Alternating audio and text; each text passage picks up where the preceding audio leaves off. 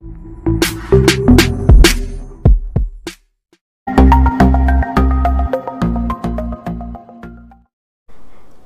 అండి, ఎలా ఉన్నారు అందరూ? బాగున్నారా? నేనైతే బాగున్నానండి. మీ అందరికీ అమ్మవారి ఆశీస్సులు ఎల్లప్పుడూ ఉండాలని కోరుకుంటూ, ఇప్పుడు చెప్పుకునే పరిహారం మనం ఎప్పుడు చేయాలి, ఏ టైంలో చేయాలి, ఇంతకీ ఎవరు చేయాలి, ఇలాంటి విషయాలన్నిటితో కూడి ఉంటుంది ఈరోజు వీడియో. ఇంట్లో ఎప్పుడు చూసినా ఏదో ఒక సమస్య ఉంటుంది. కుటుంబ సభ్యుల మధ్య గొడవలు ఉండడం, కుటుంబ సభ్యుల మధ్య సరైన సఖ్యత అనేది లేకపోవడం, మీరు చేస్తున్న పనుల్లో ఏదో ఒకటి ఆటంకం రావటం, ఎంత సంపాదించినా ధనం నిలవకపోవడం, వృధాగా ఖర్చులు అధికంగా ఉండడం, అప్పులు అధికంగా చేయటం, ఆడంబరాలకు పోవడం, అనారోగ్య సమస్యలతో ఇబ్బందులు పడడం, అనుకోని సంఘటనలు జరగడం, దానివల్ల హాస్పిటల్కి వెళ్తే దాని నుంచి మరొక 10 సమస్యలు అనేటివి రావడం, ఇలా జరుగుతూనే ఉంటుంది జీవితంలో. ఇంట్లో ఎప్పుడు ఏదో ఒక సమస్య ఉందంటే మీకు పితృదోషాలు కానీ, కులదేవత యొక్క శాపాలు, పూర్వకర్మ శాపాలు ఉన్నాయని అర్థం చేసుకోవాలి. అలానే మీరు మీ భార్యతోనూ పిల్లలతోనూ, అలానే మీరు ఆడవారు అనుకోండి, మీ భర్తతో, మీ కుటుంబ సభ్యులతో సంతోషంగా లేకపోవడం, మీరు మగ సంతానం లేకపోవడం, ఆడపిల్లలకు పెళ్లి చేసిన తర్వాత భర్తను వదిలేయడం, వాళ్ళు ఇంకాను కొంతమందికి భర్త మరణించడం, కుటుంబ సభ్యుల్లోని పిల్లలు కళ్ళ ముందే మరణించడం, ఎంత సంపాదించినా సంపాదన నిలవకపోవడం, ఎన్ని పూజలు చేసినా, వ్రతాలు చేసినా, నోములు నోచినా, ఎన్ని చేసినా కానీ కలిసి రాకపోవడం, భగవంతుడి యొక్క ఆశీర్వాద బలం అనేది తగ్గిపోవడం, కులదేవత ఆశీర్వాద బలం తగ్గిపోవడం, ఆస్తులు ఒక్కొక్కటి అమ్ముకోవడం, అనవసరమైన సమస్యలకు కోర్టు కేసులకు వెళ్ళడము, ఇలాంటివన్నీ కూడా జరుగుతున్నాయంటే మీకు పితృదోషాలు ఉన్నాయని అర్థం. కులదేవత ఆశీర్వాద బలం లేదని అర్థం చేసుకోవాలి. ఇలా జరుగుతుంటే పరిహారాన్ని తప్పకుండా చేసుకోండి. మన శాస్త్రాల్లో అనేక రకాలైన పరిహారాలను చెప్పబడింది. అందులో చూసుకున్నట్లయితే పితృదోషాల నుంచి బయటపడడానికి, కులదేవత యొక్క ఆశీర్వాదం పెరగడానికి, ధనానికి సంబంధించిన ఏవైనా అడ్డంకులు ఉంటే అవి తొలగడానికి ఇది చాలా మంచి పరిహారం, అద్భుతమైన పరిహారం అని చెప్పుకోవచ్చు. చూసుకున్నట్లయితే ఇవి చిన్న సమస్యలు అయితే కావు, జీవితంలో అతిపెద్ద సమస్యలు. మీరు ఎన్ని పూజలు చేస్తున్నా, ఎన్ని వ్రతాలు, నోములు, ఏ పరిహారాలు చేస్తున్నా కానీ కొన్ని సమస్యలు తగ్గటం లేదంటే ఇప్పుడు అనుకున్న విధంగా పితృదోషాలు, కులదేవత యొక్క శాపాలు, పూర్వకర్మ శాపాలు ఉన్నాయని మీరు అర్థం చేసుకోవాలి. మీరు ఈ పరిహారం చేసుకోండి, ఖచ్చితంగా మీ జీవితంలో మార్పులు కనిపిస్తాయి. ఈ పరిహారం చేసిన తర్వాత మీ జీవితంలో సంతోషాలు వస్తాయి. ఇంతెందుకు చెప్తున్నానంటే ఎలాంటి సమస్యలు ఉన్నవారు చేసుకోవాలో మీకు అన్నీ తెలియాలి కదా, అందుకే చెప్తున్నాను ఇంత. మరి ఇక ఈ పరిహారాన్ని ఏ రకంగా చేయాలి ఏంటనేది చూద్దామండి. వీడియో కాస్త లెంతీగా ఉంటుంది, కాస్త ఓపికగా చూడండి. ఎందుకంటే ఇలాంటి సమస్యలతో చాలామంది బాధపడుతున్నారు. ఒక్క 10 నిమిషాలు కేటాయించండి, వీడియోని ఎండ్ వరకు పూర్తిగా చూసి అర్థం చేసుకోండి. అలానే ఈ వీడియో మీకు ఉపయోగపడిందని మీ మనసు కనిపిస్తే ఒక చిన్న లైక్ చేయడం మాత్రం మర్చిపోకండి. మీ చుట్టుపక్కల వాళ్ళకి కానీ, మీ ఫ్రెండ్స్కి కానీ, మీ బంధువుల్లో వాళ్ళకి కానీ ఇప్పుడు చెప్పుకున్న బాధలు వారికి ఉన్నట్లయితే తప్పకుండా ఒక చిన్న హెల్ప్తో వారికి ఈ వీడియోని షేర్ చేయండి. కొత్త వారు చూస్తుంటే మన ఛానల్లో అనేక రకాలైన సమస్యలకు తగ్గ పూజల పరిహారాలు ఉన్నాయి. మీరు ఒకసారి ఛానల్లోకి వెళ్ళి చూసి మీ సమస్యకు తగ్గ ఏదైనా ఒక పూజను కానీ, పరిహారాన్ని కానీ మీ వంతుగా ఎంచుకునే ప్రయత్నం చేయండి. అలానే ఛానల్కి సబ్స్క్రైబ్ కండి, బెల్ బటన్ ప్రెస్ చేయండి, అలానే నోటిఫికేషన్ తప్పకుండా ఆన్లో పెట్టుకోండి. అలానే వీడియోని ఎండ్ వరకు చూడడానికి ప్రయత్నం చేయండి. ఓకేనండి. ఇక ఈ పరిహారాన్ని ఏ రకంగా చేయాలనేది చూద్దాము. ఇలాంటి సమస్యలతో బాధపడేవారు తప్పకుండా ఈ ప్రయత్నం చేయండి. ఇప్పుడు చెప్పుకున్న ఇలాంటి సమస్యలు లేనివారు ఈ పరిహారాన్ని చేయనవసరం లేదు, ఉన్నవాళ్ళే చేయండి. ఈ పరిహారాన్ని చేయడం వల్ల పితృదోషాల వల్ల బాధపడేవారు, కులదేవత యొక్క ఆశీర్వాదం లేనివారు, ఇలాంటి వాటితో బాధపడేవారు తప్పకుండా చేయండి, వాటి నుంచి బయటపడతారు. ఇక ఇక్కడ పరిహారానికి మనకు కావాల్సిన వస్తువులు, ఇంట్లో దొరికే వస్తువులతోనే చాలా తేలిగ్గా ఎక్కువ ఖర్చు లేకుండా చేసుకునే పరిహారం ఇది. ఈ పరిహారాన్ని ఆడవారైనా మగవారైనా ఎవరైనా చేసుకోవచ్చు, కానీ నెలసరి టైంలో మాత్రం చేయకండి. మన ఇంట్లో ఉన్న పదార్థాలతోనే ఈ పరిహారం చేసుకోవాలి. ఇక ఈ పరిహారానికి కావాల్సింది మనకి ఒక కొబ్బరికాయ కావాల్సి ఉంటుంది, పచ్చి కొబ్బరికాయ. ఇలాంటి కొబ్బరికాయని తీసుకొని చక్కగా 2 చిప్పలుగా పగలకొట్టి ఆ కొబ్బరికాయలో ఉన్న నీళ్ళనన్నింటినీ కూడా తీసేసి ఒక 2 చిప్పల్ని ఈ పరిహారానికి వాడుకోవాలి. 2 ముక్కలుగా తీసుకోండి. నేను ఆల్రెడీ కొబ్బరికాయని కొట్టి నీళ్లు తీసేసిన చిప్పల్ని చూపిస్తున్నాను మీకు. ఈ రకంగా తీసుకోండి. తర్వాత పసుపు కొమ్ము తీసుకోండి, కాస్త చిన్నపాటి పసుపు కొమ్మే తీసుకోండి. తర్వాత ఎర్రటి దారం కావాలి, కుంకుమతో చేసిన అక్షింతలు, అంటే కాస్త బియ్యంలో నేతి చుక్కని వేస్తే కుంకుమ వేసిన అక్షింతలు తయారవుతాయి. తర్వాత పసుపు అవసరం ఉంటుంది, నల్లటి దారం కూడా తీసుకోండి, ఒక బొగ్గు ముక్క, ₹1 నాణెం. ఇంతేనండి, పెద్దగా ఖర్చు ఏమీ ఉండదు. అయితే ఇక్కడ మీరు తీసుకునే బొగ్గు ముక్క మామిడి కర్రతో చేసిన బొగ్గు ముక్కే తీసుకోవాలి. ఒకవేళ మీ దగ్గర మామిడి కర్రతో చేసిన బొగ్గు ముక్క లేకపోతే ఎక్కడైనా ఎండిపోయిన మామిడి చెట్టు నుంచి కాస్త విరిగిన ఒక కొమ్మ తెచ్చుకొని దాన్ని కాల్చి చిన్న బొగ్గు ముక్కగా తయారు చేసి పెట్టుకోండి. ఒకవేళ మీరు అంటారేమో, మామిడి పుల్లతో చేసిన బొగ్గు ముక్క మాకు దొరకడం లేదండి అని అంటారా? ఖచ్చితంగా ఈ పరిహారానికి మామిడి పుల్లతో చేసిన బొగ్గు ముక్కనే వాడాలి.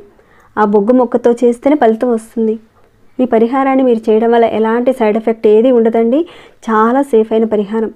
ఎవరైతే ఈ సమస్యలతో బాధపడుతున్నారో భయం లేకుండా చక్కగా చేసుకోవచ్చు. ముందుగా మీరు ఒక కొబ్బరికాయని తీసుకోండి, రెండుగా కొట్టి దానిలో ఉన్న నీళ్ళని తీసేసి తర్వాత ఒక చిప్ప తీసుకోండి. ఈక్వల్గా పగిలేలా 2 చిప్పలు చూసుకోండి. ఇదంతా నేను మీకు జస్ట్ తెలియడానికి చూపిస్తున్నది. మీరు అనుకోండి కాస్త కరెక్ట్గా పగిలేలా చూసుకోండి. తీసుకొని దానిలో ఒక చిప్పలో ముందుగా కొద్దిగా పసుపు వేయండి. దాంట్లో పసుపు వేసి ఆ చిప్పకు పూర్తిగా లోపల వైపు అంతా కూడా పట్టించండి. ఇక్కడ మీరు చూస్తున్నారు కదా, ఈ రకంగా చక్కగా లోపల వైపు అంతా కూడా చక్కగా పట్టించండి పసుపుతో. ఇలా పసుపు రాసిన తర్వాత ఒక చిప్పలో మాత్రమే రాయాలి పసుపు. ఇక రెండవ చిప్ప ఉంది కదా, ఆ రెండవ చిప్పలో కొద్దిగా కుంకుమతో తయారు చేసిన అక్షింతలు, ఇందాక చెప్పాను కదండి, ఆ రకంగా అక్షింతలను తీసుకొని ఇక్కడ ఏ రకంగా చేస్తున్నానో అదే రకంగా 1 by 1 మీరు చేసుకుంటూ వెళ్ళండి. అటుదిటు ఇటుదిటు మార్చి మాత్రం చేయకండి. మీరు స్కిప్ చేస్తే వీడియోని మీకు అర్థం కాదు, సరిగ్గా చేసుకోలేరు. అలా చూసి చేయకండి, ఫలితం రాదు. కొంచెం అర్థం చేసుకోండి. ఆ రకంగా కొద్దిగా అక్షింతలు వేయండి. తర్వాత ₹1 బిళ్ళ తీసుకోండి. ఒకే ₹1 బిళ్ళని ఆ చిప్పలో పెట్టండి. పెట్టిన తర్వాత ఒక్క పసుపు కొమ్ము తీసుకోండి. అది విరిగిన పసుపు కొమ్ము అయినా పర్వాలేదు, కాకపోతే చిన్నపాటి పసుపు కొమ్ము పెట్టండి దాంట్లో. ఇక ఏదైతే బొగ్గు ముక్క ఉందో ఆ బొగ్గు ముక్కకి మీరు తీసుకున్న నల్ల దారాన్ని ఒక 7 సార్లు చుట్టండి. అది మిషన్ దారం అవ్వచ్చు, లేదంటే కాలికి కట్టుకుంటారు కదండి నల్ల దారం, ఇలాంటిది ఇక్కడ మీరు చూస్తున్నారు కదా, ఈ దారాన్నైనా సరే కట్టచ్చు, లేదంటే మిషన్ దారాన్నైనా సరే కట్టచ్చు. ఒక 7 సార్లు పూర్తిగా చుట్టాలి. ఆ బొగ్గు మొత్తం కూడా చక్కగా చుట్టేసి చివరన ముడేసేయండి.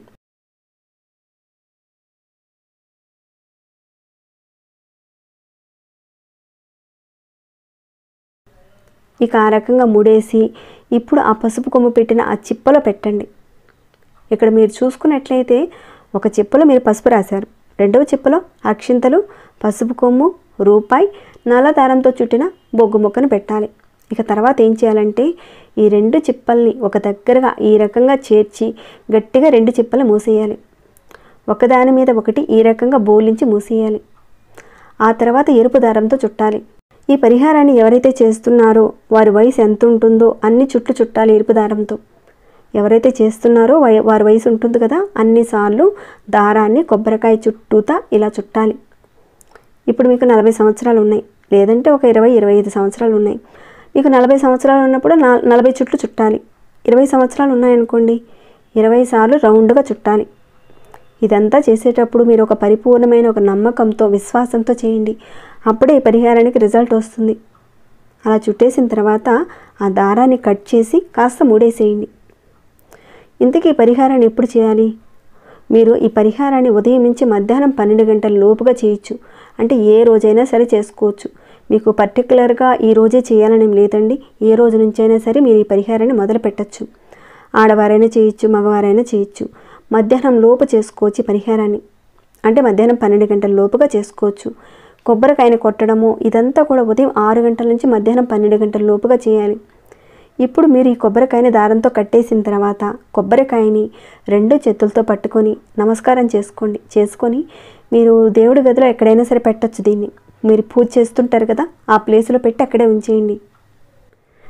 ఇదంతా కూడా మనం మధ్యాహ్నం 12 గంటల లోపుగా చేసుకొని పూజ గదిలో పెట్టేశాం. ఇక సాయంత్రం స్నానం చేసుకొని మీరు రాత్రి పడుకునే ముందు మీరు పెట్టిన కొబ్బరికాయని తీసుకోండి. మీ ఇంట్లో మీ పూజ గది అంటే పూజ గది లేని వాళ్ళు ఈశాన్యంలో చాలా వరకు పూజ గది ఉంటుంది.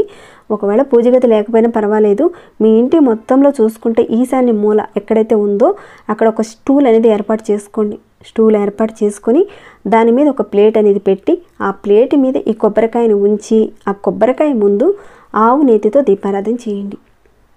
దీపం వెలిగించిన తర్వాత మీ మనసులో మీ పితృదేవతల పేర్లు మీకు గుర్తుంటే కనుక వారి పేర్లను మనసులో అనుకొని మీ యొక్క సమస్యను చెప్పుకోండి. ఒకవేళ పేర్లు తెలియవు, మనసులో తలుచుకోండి, పితృదేవతలారా అని తలుచుకొని ఏదైతే మీరు ఇబ్బందులు పడుతున్నారో వాటి నుంచి బయటపడాలని, వారి యొక్క ఆశీర్వాదం మీకు కలగాలని కోరుకుంటూ ఆ తర్వాత మీ కులదేవతను తలుచుకోండి. ఇక ఆ తర్వాత మీరు పడుకోవడానికి వెళ్ళిపోవచ్చు. ఈ కొబ్బరికాయని ఈశాన్య మూలలో పెట్టి ఆవు నెయ్యితో దీపారాధన చేసిన తర్వాత మీ పితృదేవతలను కులదేవతను తలుచుకోండి, ఇద్దరిని తలుచుకోండి. మీరు పడుతున్న బాధలన్నింటినీ కూడా చెప్పుకోండి. అలానే వారి నుంచి వచ్చే దోషాలు తొలగిపోవాలని, కోరికలు నెరవేరాలని కోరుకోండి. ఇదంతా మీరు దీపారాధన చేసిన తర్వాతనే మీరు కోరుకోవాలి. ఆ రకంగా పెట్టిన తర్వాత కొబ్బరికాయని అక్కడే ఒక నెల రోజుల పాటు అదే ప్లేస్లో ఉంచండి. దానిని కదపకుండా అలానే జాగ్రత్తగా ఉంచండి. ఇక అలా పెట్టిన తర్వాత అక్కడి నుంచి ఉదయం సాయంత్రం మీరు స్నానం చేసుకున్న తర్వాత సాంబ్రాణి ధూపాన్ని చూపిస్తూ ఉండండి ఆ కొబ్బరికాయ దగ్గర. మీకు వీలైతే దీపారాధన చేయండి, కొబ్బరికాయ దగ్గర ఆవు నెయ్యితో దీపారాధన చేయండి. ఇలా మీరు ఒక నెల రోజుల పాటు ఇదే రకంగా చేస్తూ ఉండండి. ఒక 1 మంత్ అయిపోయిన తర్వాత ఆ కొబ్బరికాయని తీసేసి పారే నీటిలో వేసేయండి. ఆ స్టూల్ మీద ఆ రకంగానే ఉంచండి నెల రోజుల పాటు. ప్రతిరోజు మీరు ఉదయం సాయంత్రం పూట స్నానం చేసిన తర్వాత సాంబ్రాణి ధూపం కానీ లేదంటే దీపారాధన చేస్తూ ఉండండి. ఇలా ఒక నెల అయిన తర్వాత ఆ కొబ్బరికాయని తీసి పారే నీటిలో వేసేయండి. ఒకవేళ పారే నీరు లేదండి, ఎక్కడైనా దూరంగా ఎవరైనా ముట్టని ఒక ప్రదేశానికి తీసుకువెళ్ళి ఒక చెట్టు మొదట్లో పెట్టేయండి. ఆ రకంగా చేసేయండి. స్కిప్ చేయకుండా వీడియోని చూడండి, అన్ని విషయాలు తెలుస్తాయి. మరి మీరు అనుకోవచ్చు, కొబ్బరికాయ చెప్ప లోపల ఉన్న వాటన్నిటిని కూడా తీయాలా? ఇలాంటి డౌట్స్ ఏమాత్రం కూడా మీరు పెట్టుకొని అవసరం లేదు. కొబ్బరికాయని డైరెక్ట్గా అలానే ఉంటుంది కదా, దాన్ని తీసుకువెళ్ళి నీటిలో కానీ లేదంటే ఏదైనా ఒక చెట్టు మొదట్లో పెట్టేయండి. ఆ రకంగా చేసేయండి. ఇలా మీరు నెలకు ఒకసారి చేస్తూ ఉండండి. చేయడం వల్ల పితృదోషాల నుంచి మీరు బయటపడతారు. మీ కులదేవత యొక్క ఆశీర్వాదం మీకు కలుగుతుంది. మీ సమస్యల నుంచి మీరు బయటపడతారు. పితృశాపాలను తొలగించుకోవడానికి, పూర్వకర్మ శాపాలు తొలగించుకోవడానికి, కులదేవత యొక్క ఆశీర్వాదం కలిగించడానికి చాలా అద్భుతమైన పరిహారం ఇది. ఈ పరిహారం చేసుకుంటే తిరుగుండదని చెప్పుకోవచ్చు. మీరు ఈ పరిహారాన్ని ఒక నెల రోజుల పాటు చేశారు, మీకు మార్పు వచ్చింది చక్కగా.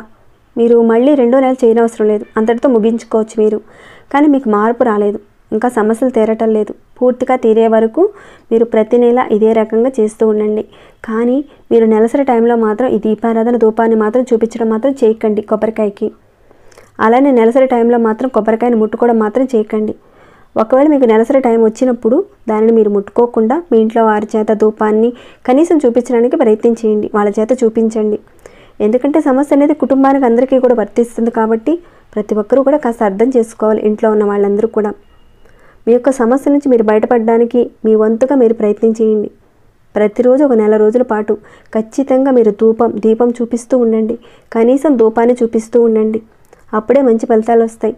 మా ఇంట్లో అస్సలు కుదరదండి, ఎవరు ధూపాన్ని వెలిగించేవారు లేరండి అంటే కనుక ఈ పరిహారాన్ని మీరు చేసుకున్నా కానీ పెద్దగా ఫలితం అయితే ఉండదు.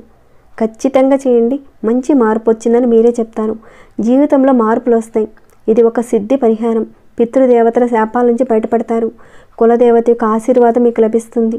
సంపాదన పెరుగుతుంది. జీవితంలో లోటు అనేది లేకుండా హ్యాపీగా ఉంటారు మీరు. ఒక నమ్మకంతో చేయండి, ఖచ్చితంగా రిజల్ట్ కనబడుతుంది.